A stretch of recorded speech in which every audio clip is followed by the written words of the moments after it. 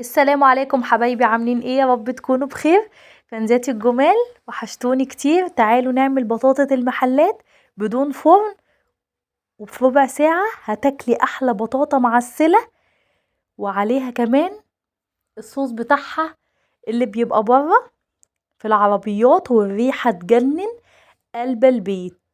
تعالى اقول لكم عملنا ايه. جبنا 2 كيلو من البطاطا. بصوا الصوص بتاعها، العسل اللي نازل منها تحفة تحفة بجد تحفة.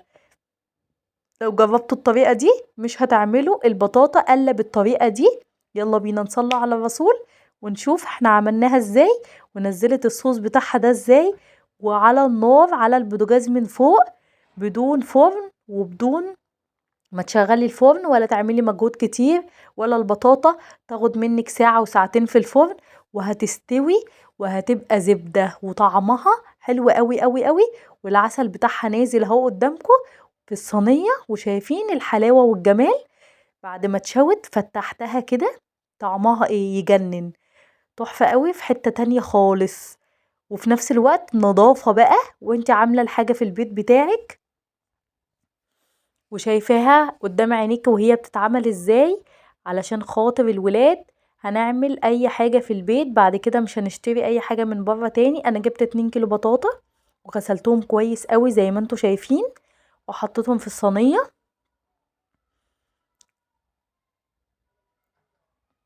وبعديها هنزل عليهم بمعلقتين بس من السكر، علشان خاطر يتكرملوا كده مع البطاطا، والبطاطا ننزل برضو العسل بتاعها، وتبقى ريحتها وطعمها في حتة تانية.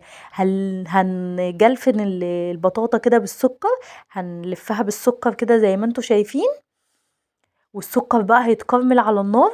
بجد البطاطا ما خدتش مني ربع ساعة بجد على النار، وكلت احلى بطاطا وريحتها كانت قلب العمارة عندنا. بجد طعمها كان يجنن. جربوا الطريقة دي بجد هتعجبكم، ومش هتعملوا ولا هي. بصوا العسل بتاع الكرملة بتاعة البطاطا، خلت البطاطا في حتة تانية خالص زي بتاعة العربيات وأحلى. شايفين البطاطا كده كانت قربت تدخل في السوا، وانا كنت مهدية عليها النار علشان خاطر الكراميل اللي نزل من البطاطا بتاع السكر ما يتحرقش مني، يبقى بياخد اللون الذهبي الحلو اللي انتوا شايفينه ده. وفضلت مهدية عليها النار ومغطياها، مغطية الصينية لحد ما استوت تماما.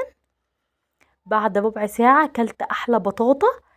جربوا الطريقة دي هتعجبكم قوي. اللهم صل وسلم وبارك على سيدنا محمد وعلى اله واصحابه اجمعين. لو لسه ما اشتركتوش في القناة، اتمنى انتوا تشتركوا في القناة. بصوا البطاطا الطراوة بتاعتها بتتقطع كده، طعمها في حتة تانية خالص. وبلا شوي بقى والبطاطا تتحرق منك في الفرن، لا جربي الطريقة دي هتعجبك قوي، وهتعمليها على طول بالطريقة دي. بصوا الجمال، البطاطا دايبة دوب دايبة. البطاطا دايبة دوب، انا بعملها كده بالسكينة عشان هي بس سخنة زي ما انتوا شايفين، بس البطاطا دايبة دوب. لو لسه ما اشتركتوش في القناة، اتمنى ان انتوا تشتركوا ولايك وشير لو عجبكم الفيديو، علشان تفيدوا بيه الغير، وتعليق حلو زيكم. بحبكم في الله. كنت معاكم مطبخ ياسمين. بصوا العسل، بصوا مدوق كده معاكم، وهي البطاطا سخنة كده، واحدة طلعت صفرا وواحدة طلعت حمرا، بس طعمهم هما الاتنين في حتة تانية خالص. الله على الجمال، يجنن يجنن بجد. بصوا دي ما فتحتهاش، بس بصوا الكرملة عليها ازاي، طعمها حلو قوي بجد. الطريقة دي انا حبيتها قوي قوي قوي.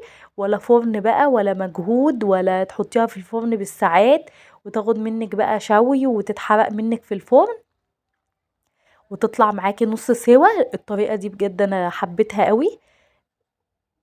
لو انتوا جربتوها هتعجبكم.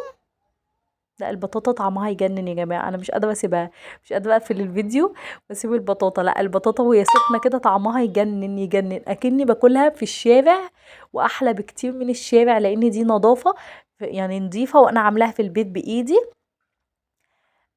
فطعمها حلو قوي. عجبتني قوي الطريقه دي. ما شاء الله، بالهنا والشفا يا رب للي كل حاجه. اسيبكم بقى مع البطاطا، ان انتوا تروحوا تشتروا بطاطا وتعملوها زي ما انا عملتها كده. باي باي، مطبخ